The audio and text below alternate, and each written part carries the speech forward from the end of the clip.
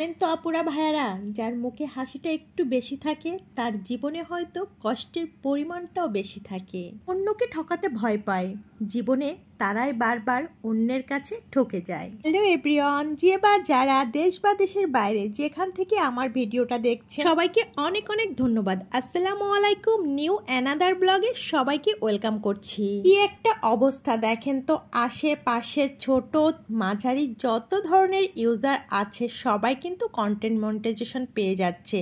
আর আমাকে মনে হয় মামা একটু স্পেশাল করে দেখছে, এর জন্য ধৈর্যের পরীক্ষা বারবারই তার কাছে দেওয়া লাগছে।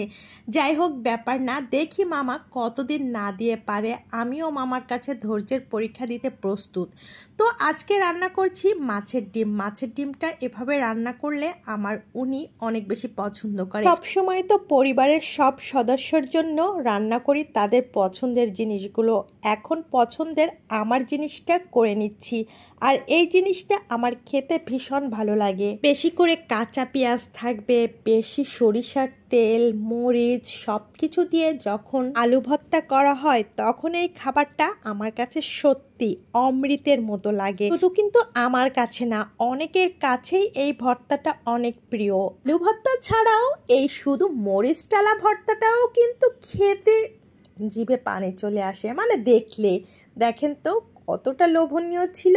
আর এখন মরিচ ভর্তার ভিতর আমি দিয়ে দিচ্ছি সেদ্ধ করে রাখা আলুটা, আর এই তো হয়ে গেল আমার মজার ভর্তা। আর এই ভর্তা দিয়ে এক বাসন ভাত অনায়াসে খেতে পারবে যে কোনো মানুষ, কিনা ভর্তা অনেক বেশি পছন্দ করে। আমার তো খুবই পছন্দের এই খাবারটা। আর এক পিস লেবু যদি এর সাথে নেওয়া যায় তাহলে তো আর কোনো কথাই নাই। ভয়েস দিতে দিতে আমার কিন্তু জিভে পানি চলে এসেছে। আর আমি নিচে বসে ওই গ্রামের মতো নেওয়ার চেষ্টা করছিলাম, যেহেতু শহরে মাটি পাওয়া খুবই দুষ্কার, তাই ফ্লোরিং করেই এই পাইপসটা নিচ্ছিলাম। আর এদিকে আমি উঠিয়ে দিয়েছি রুটি পরোটা দিয়ে খাওয়ার জন্য একটা ভাজি। আর এই ভাজিটা ক্যাপসিকাম আর আলু দিয়ে করেছি।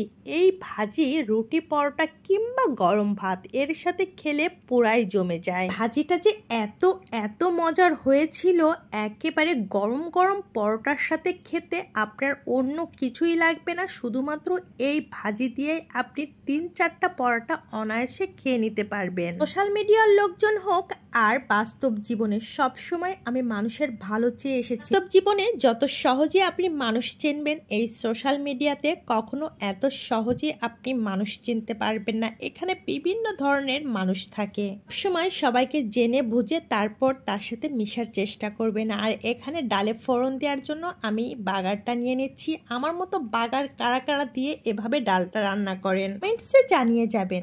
সাথে যারা ছিলেন অনেক অনেক ধন্যবাদ। কথা হচ্ছে নেক্সট ভিডিওতে। আসসালামু আলাইকুম।